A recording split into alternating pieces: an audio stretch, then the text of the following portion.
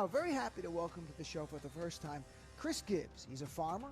He's the former GOP chair of his area in Ohio. Now he's a Democratic chair of Shelby County in Ohio and chair of the Ohio Democratic Party's Rural Caucus. And Chris, thanks so much for being on. I really appreciate it. You are more than welcome. What an honor to be here. Glad to Sure. chat with your listeners. Yep. Thanks, my friend. And what got our attention is, as I mentioned to you right before we started, a member of Congress on talking about farmers struggling in her district very much. And then I did a little reading, and I was oblivious to it, that according to CNN, the headline, tidal wave of problems. With the harvest year, Trump's trade wars pushes some farmers to the brink. And then I saw articles about farmageddon. I'm like, this is really a horrific circumstance going on that's not getting the press that it deserves. So tell us, paint a picture for us. What are farmers faced with and confronted right now? Well, I'll tell you what, you got to go clear back to 2018 and talk about tariffs. Now, I'm not going to bring you clear through that, but when you start back with 2018, we had much of the same difficulties then with tariffs. And at that time, we lost many of our markets because Trump applied tariffs, punitive tariffs to all of our traditional trading partners, plus China. And then they provided retaliatory tariffs against United States of America's soft underbelly. And what is the United States of America's soft underbelly? That is agriculture. And we took a major hit then on cash flow. So at that time, the president, we can talk about this later, the president raided the Treasury to pay farmers off and keep them quiet. I called it hush money to heal that wound. So fast forward to today, much of the same thing is happening. We've lost many of our markets, our foreign markets, but that's not the real story of what we've got going on here in agriculture. What we've got going on is a severe cash flow squeeze, working capital squeeze all across the heartland, particularly in the Midwest, the corn and soybean country. And why is that? Two reasons. Number one, all of our major commodities, corn, soybeans, wheat, etc., those major row crops are below, right now, they're below the cost of production, and some severely below the cost of production. We're going to lose money on the crop we're taking off of corn. And that's coming off right now. Soybeans are coming off, corn's coming off. We're right at the beginning of the harvest season. We're going to lose money there. And so that's a cash flow problem. And on the other end of it, expenses. Expenses have just skyrocketed essentially since COVID and never have backed off. Now enter tariffs. What do farmers buy when we buy things? Things made out of steel, things made out of aluminum, things made out of lumber. Okay, all of those are subject to some manifestation of tariffs. So that puts us on a squeeze. Real cash flow squeeze right now. So going back to the prices that you're seeing right now, and I saw that they're low compared to the 2022 peaks, what drove it? It's just too much supply? Why are prices so low? Yeah, what we've got coming off now, we've got a massive crop, and you might think, well, we're a victim of our own success, okay, in agriculture, particularly in the corn and soybean areas, that we've got a huge crop coming off, and as a rule, we would have an outlet for much of that. The majority of our corn goes to Mexico, Japan, China. The majority of our soybeans was always going to China. And so let's just talk about that a minute, because that's in the news. That is the story. Just roughly in rough numbers, you can always argue about the numbers, but roughly half of all of our exports. Now, let's be clear, not half of our crop, but in the soybean business, half of what we export normally went to China. Okay, just as rough numbers. The total amount of orders that China has made to date for this new crop adds up to a whopping zero. Zero. Wow. Did I say zero? And why is that important to farmers? Where's the outlet going to go? We depended on those markets. Listen, in 1985, I keep pulling you backwards here, but it's good to understand, for listeners to understand history. Back in 1985, we had massive crops in that area. We're right in the middle of a farm crisis, just coming off of a major cash flow and liquidity crisis. But we had crops literally running in the streets. Farmers got on planes, trains, and automobiles, the commodity organizations, and they made trade deals all around the world, particularly in the Pacific Rim. Handshake deals. We're going to buy here. We're going to buy here. We're going to buy here. We created these markets. And with a stroke of a pen in 18, many of those markets were adversely affected by the tariffs. And now fast forward today, we're having trouble getting them back, and particularly China. So we've got a big crop coming off.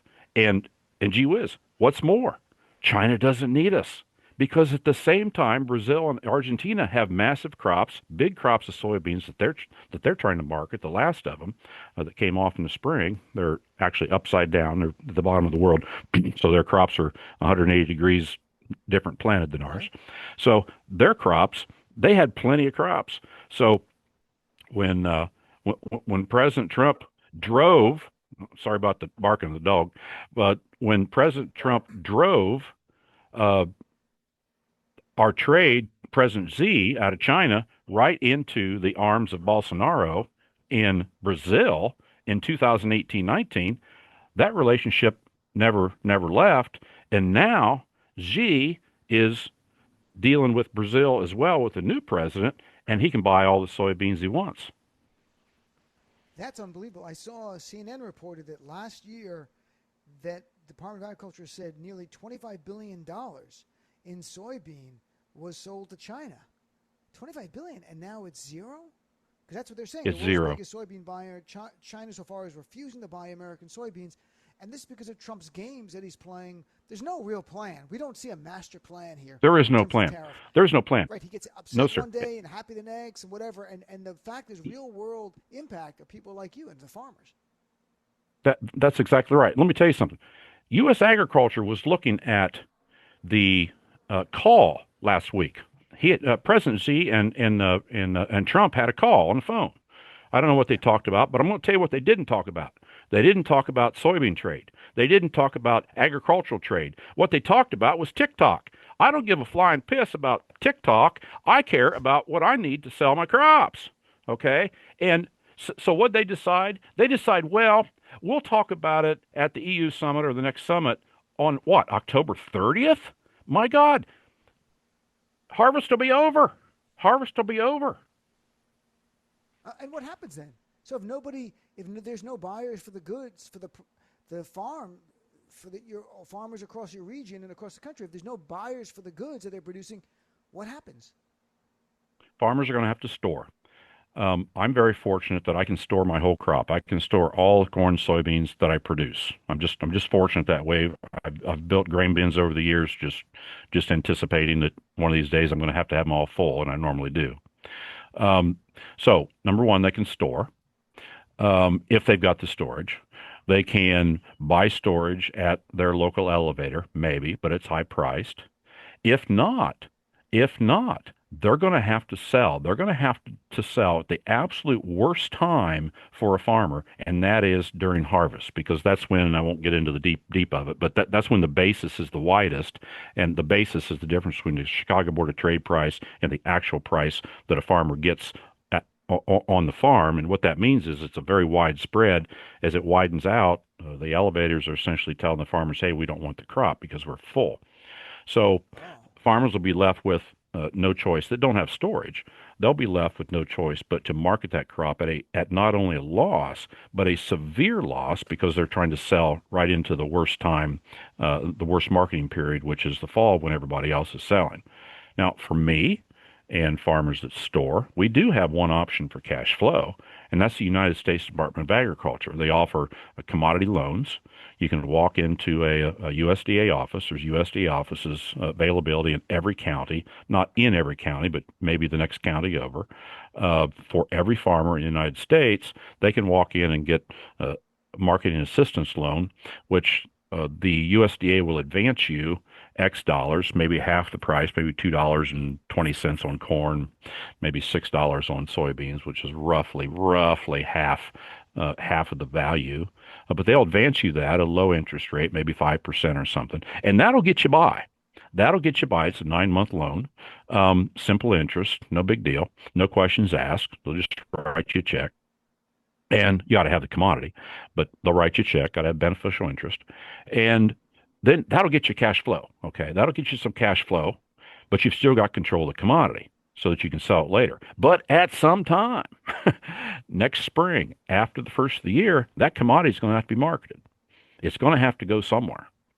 And right now, farmers are looking at severe losses. They're just looking at severe losses, and this is a cash flow issue. This is a working capital issue.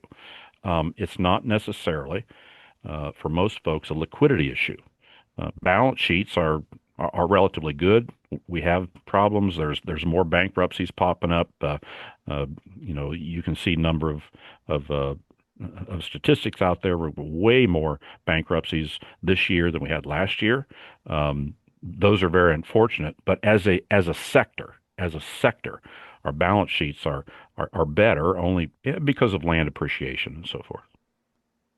I'm chatting with Chris Gibbs, a farmer and also the chair of the Ohio Democratic Party's Rural Caucus. So what about the immigration activity by Donald Trump with ICE that's really got rid of people and I'm sure scared a lot of people? Does that impact farmers? I was reading some articles about it could impact harvest and the work at the farm. It impacts farmers immensely. Now, let's be clear. I don't hire or use any immigrant labor on my farm. I'm a corn soybean producer, and I've got 90 cows. We've got a cow-calf operation. My son and I, we operate the whole thing. Our family operates that whole thing. We don't use that labor. However, many farmers do, and the sectors are certainly the fruit and vegetable sector, fresh fruits and vegetables and et cetera. The dairy business uses immigrant labor. And it's also not just the producing side, it's the packing and processing side. The packers, and for folks that maybe not know what that means, a packer is essentially the butcher that takes the cattle, kills the cattle, turns them into whatever the buyer wants, and it manifests itself through the chain and ends up at either McDonald's or a high-end restaurant or in your grocery store. So that packer is part of that process, and the immigrant labor works in these packing plants as well, let alone the construction industry. And remember, farmers build things: steel, aluminum, and lumber. So what's happened here is devastating for many farmers, particularly those that are growing perishable commodities, very quickly perishable commodities, cabbage or lettuce or strawberries or what have you. That has adversely affected them to a point where they may not be able to harvest a crop. They've got crop that maybe spoils, et cetera. There's all kinds of stories out there. In the packing plant business, what's happened is when ICE rolls in there and chases people through the packing plant or chases them through the cabbage patch, they may find folks that are undocumented, okay, but the next day, the folks that are documented don't come to work, okay? They stay home. So that adversely affects, that has a downstream effect. Now, what about a packing plant, okay? If we don't have packers, if the packing plant isn't running to full capacity, that backs up into the beef business. That backs up into the protein business, the hogs and the white meats and the red meats, where you might not be able to process. Because I'll tell you something, it's not like a crop where you can kind of let it sit out there and maybe go harvest it in a week or two. It'll still be there. When you got red meat and cattle, when you got a steer or you've got hogs, when they're ready, they're ready. When they're genetically ready, they're ready. And the moment that genetic says it's ready to be butchered, anything you feed it from there on turns to fat. Okay, but you still have to feed it every day. You still have to feed it, and it turns to fat, and it's worthless. So, I mean, the fat is worthless. So that backs up. And here's the absolute one of the worst things that happened to agriculture. Trump made farmers look stupid in immigration. He did it like this. he woke up one day and somebody told him, probably Secretary Brooke Rollins, USDA Secretary, told him, "Hey, farmers are having a hell of a time out here because we're going through there and chasing workers, farm workers, through the cabbage patch, and they're not getting their crops harvested." He stands up, he says, "Okay, we'll just do a carve out for them, and the hotel workers and the farm workers and stuff. We'll just do a carve out, and we'll just depend on the farmers to kind of self monitor that and to be cool. All right." Well, that lasted about 5 minutes until Stephen Miller got a hold of it, Deputy Chief of Staff, and because he's actually the one running this thing, and he told the president, "Man, you got to knock that off because Bannon and everybody's going to go bananas because you're carving out specific industries that don't have to submit to your ICE program." Okay, under Holman, you don't have to submit to that, so you can't be doing that. It's all in. So that lasted a few days, and now they're back chasing immigrants through the cabbage patch. But what it did, Dean, it made agriculture look silly. It made agriculture look like a hypocrite that we were standing up. One of the most independent folks on the planet are farmers standing up and say, "Hey, we want to bail out. We want to go ahead of the line because we're so special." It just made us look dumb. And that's very interesting. So when you look at this here, you've got Donald Trump with his trade wars that he begun on his own, closing some markets off. You have tariffs raising the price of goods that farmers need to use. You've got an immigration crackdown affecting your labor supply, which can make it impossible, if not, or more costly, to get things done. This is the perfect storm that I understand farmageddon. Are you looking at a potential for some farmers or a lot of farmers going under? What are we looking at here? Bankruptcies have spiked. And farmers are going to have to dig into their reserves to hang on. And that backs up all downstream because farmers, as a rule, I know on my farm, I don't sit on my money. I use it to spend it in the community. I buy new machinery. I go, if you go into the new truck store, the used truck store, the supply store, the feed store, the seed store, the Walmart, the grocery store, whatever, we spread that money around, let alone what we're paying in property tax to keep schools afloat. So we spread all that money around. If we don't have it, that backs up all the way into our local communities because we can't buy things. We can't make purchases. So what farmers will do that they'll obviously just quit making major purchases, major commitments. So that's the first thing that happens. We may lose farmers. Now, when I say that, we listeners need to understand how that works. The land's always going to be farmed. All right. When I say we're going to lose a farmer, all that means is that if a farmer's, say he or she's farming 400 acres, and we lose that farmer, they can't get any money at the bank. Their bank won't go with them anymore. They won't provide any more operating capital. They just say, "Hey, we're done. You guys aren't viable anymore." Okay, that 400-acre farmer quits, but then the neighbor picks it up. The neighbor will pick up that 400 acres. Okay, I don't mean sell it because most times, farmer may or may not own the land. They may be just renting it or on a sharecrop basis or something like that. So the land will always get farmed. We'll always have the crops, but we'll just have less farmers.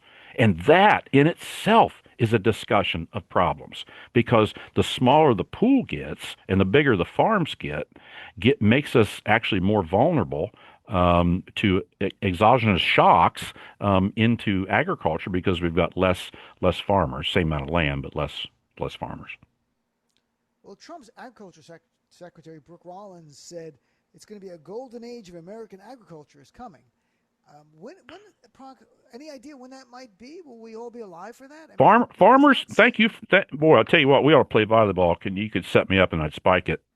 But yeah, Secretary Rollins, I call her I call her affectionately Secretary Sunshine Blower because she just continues to blow sunshine up my skirt on a daily basis about how great everything's going to be. And I'll tell you what, in the last week, she's backed off of that because things aren't great.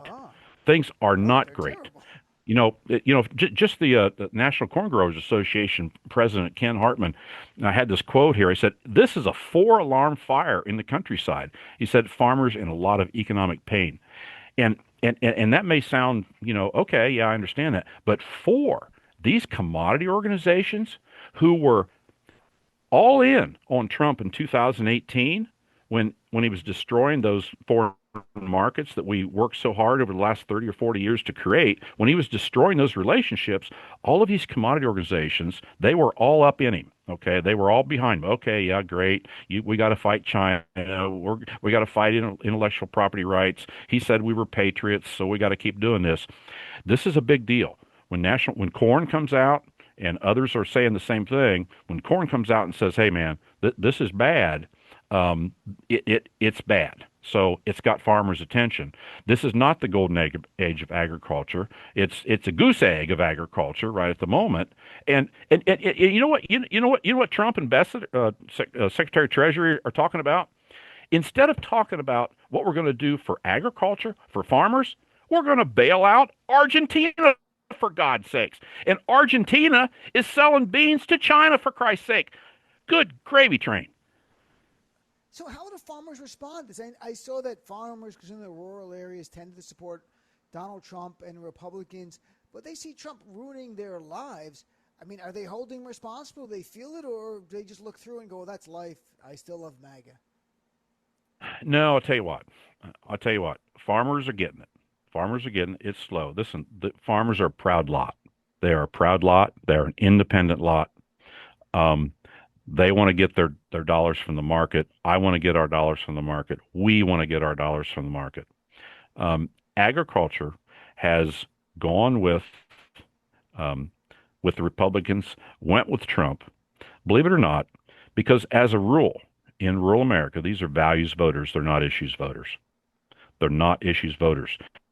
We can say so many times, we lament many times, how in the world can you continue to vote against your own economic interest when Republicans will continue to not vote for child tax credit? They'll not vote for public schools. They'll vote for vouchers that take away dollars from public schools, and that affects rural communities, et cetera, et cetera, et cetera. Why is that? Because at the end of the day, these are actually values voters, and they believe their values are under attack. And this is a challenge for the Democratic Party. And this is something that I'm working on to really find out what's important to rural voters, okay, so that the Democratic Party can understand that and, very frankly, make a change and communicate with rural voters. Communicate with rural voters, because at the end of the day, farmers particularly, they just want to be heard. They want to be heard. They want somebody to speak their language. And I tell you what, that's just real quick. A lot of times a candidate will come in, maybe a Democratic candidate, maybe whatever, and they've got a predetermined notion of what rural America is, and they fail to understand this, that rural America speaks two different languages. Rural America is two different languages. One, small towns, small town mayors, water systems, good schools, Friday night football. Okay, that's one language. The other language is agriculture. It's farmers. It's two different speaking. It's two different languages. Maybe it's the similar between French and Spanish. Same, the same alphabet, masculine, feminine, inflection, etc. Some of the words are the same, but it's two different languages. Farmers want to hear about markets. We want to hear about regulation. We want to hear about prices. We want to hear about costs. We want to hear, et cetera, et cetera.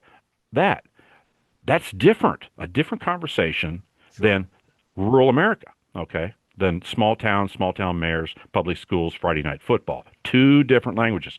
And too many times a candidate will roll in and the only thing they know about U.S. agriculture is they saw a picture of American Gothic and they said, oh, it must be that. And I'm out to change that. I'm out to be able to speak to agriculture and say, hey, guys, I'm with you. I started from scratch. I know how tough it is. I got cattle. I started from nothing in 1983. My wife and I started with $2,500, a 2-year-old daughter, and a pickup truck, and we've grown that to 560 acres. And I know how damn tough it is. So talk to me about what's important to you. Tell me what your expectation is of your elected official. Tell me what your expectation is of of a politician that walks into your area. Tell me what your real values are. Don't talk to me about policy. Tell me about what's really important to you. What's really important, and I'm going to take that, and we're going to make a difference. we're going to make So a difference in rural we've got America. right. I'm talking about Chris Gibbs, who's a former Republican chair, now Democratic chair of Shelby County in Ohio.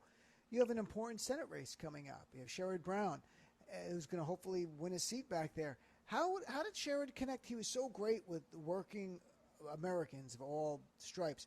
Was he good at connecting with farmers through your state in the past?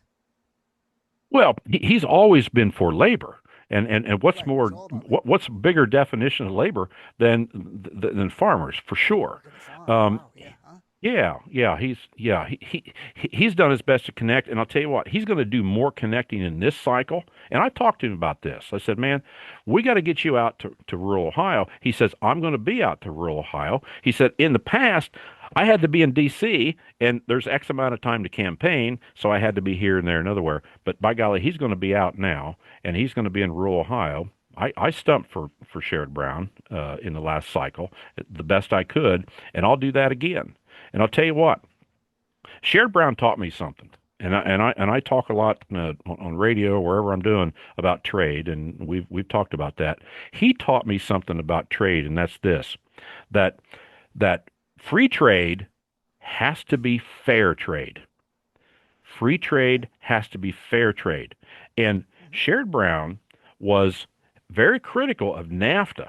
Okay, and at the time, as an adult, when NAFTA came on board way back in the Clinton era, for me as a farmer, that was one of the best things that ever happened to Midwestern agriculture was NAFTA.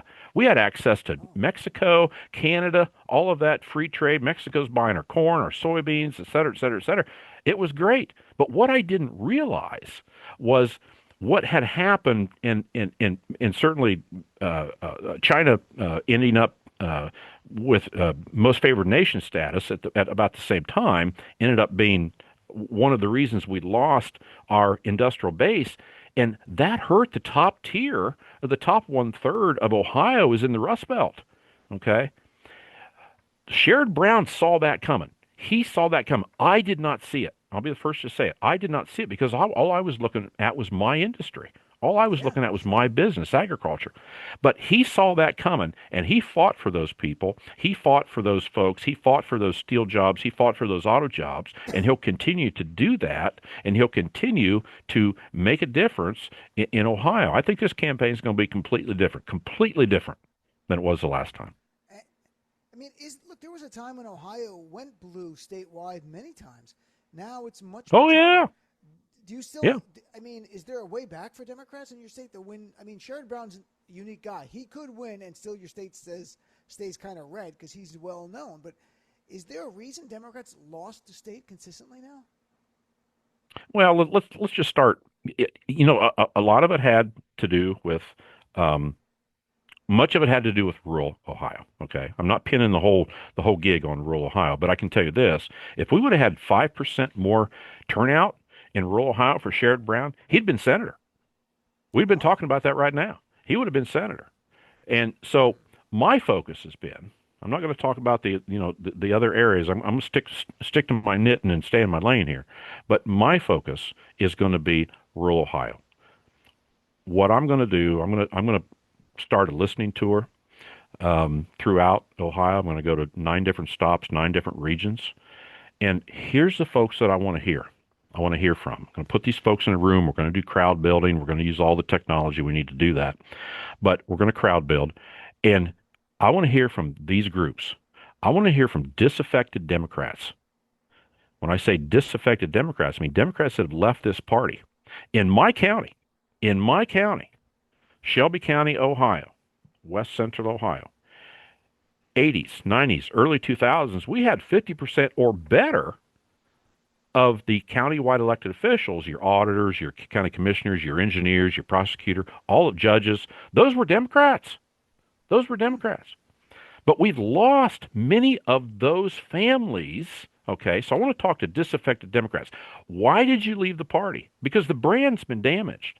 So why did you leave the party? I want to talk to them.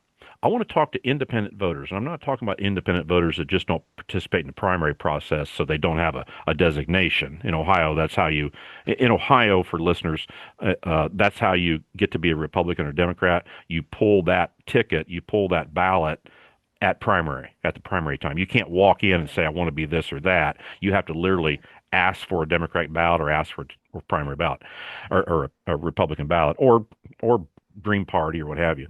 And so I want to talk to independent thinkers, and they're out there. They're looking for a place. They're looking for a place to be. The third group I want to talk to, and this is a tougher one, but they are out there. I swear to God, they are legacy Republicans. Legacy Republicans that are not MAGA. And you think, oh my God, there's not very many of them. Yes, there are. There are some out there. But I don't need them all. I don't need them Just need all. some, We right? just You need to build a move a small coalition. You percent. join You coalition, yeah. can't eat the whole damn elephant. All I want's the tail. So I want to talk to legacy Republicans because I'm going to tell you something. These people are not MAGA. They are appalled at what's going on, but they don't know what to do. But they don't believe at this moment that the Democratic Party is a safe place to park their vote. Let me say it again. Legacy Republicans do not believe the Democratic Party is a safe place to park their vote. My goal is to hear them. I'm I'm going to go on this listening tour. We're going to call it Country Building Country Roads. We're here to hear you. We're here to see you. And I want to hear from these people. You don't have to become Democrats, but what's it going to take? What kind of candidate do you expect to come into your county, to come into your district, to come into your state, and that will make a difference and try to balance this political imbalance we have between the Republican and Democrat Party, because there's a void there. It's all Republican, it's all red in many of these states, Right. and if you don't have a balancing effect, then absolute power corrupts absolutely, and that's what we've Sure. got. Absolute power corrupts absolutely, and there's no better example of it than Ohio, where the Republicans have had the House and the Senate for 30 some years, and the last 16 years they've had the governor's mansion and Right. and the statewide elected offices. So absolute power corrupts absolutely. There has to be a balance, and the way to do that is to put Democratic candidates in these counties, in these districts, in the state that can speak the language of rural Ohio. That's the language I'm going to ferret out. That's what I'm going to give these candidates, and we're going to make a difference. We don't need the whole damn thing. We just need, I don't know, 8%, 10%, whatever.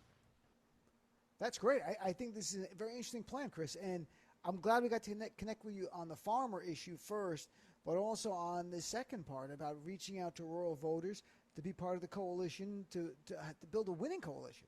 That's how we win statewide elections. It's not one group of one thing, it's a bunch of groups, parts of other groups. So I'd love to have you back on. After, when are you doing your tour, your listening tour? When are you going to be done with it? We're going to start that, I think, the third week of October. Yep, And then do it third through week the of after October. harvest We're or going to start in. through the fall? You're going to do Well, it through the I'm fall? going to have to. I'm going to have to do it during harvest, and um, I've got my son to tell that to yet. So don't tell him. Okay. No, I'm going to I'd be love to gone hear on that. Saturday morning. I'm going to be gone one day a week, so for sure. Well, we're going to reach back out to you in a couple of months because I'm very curious to hear what voters said.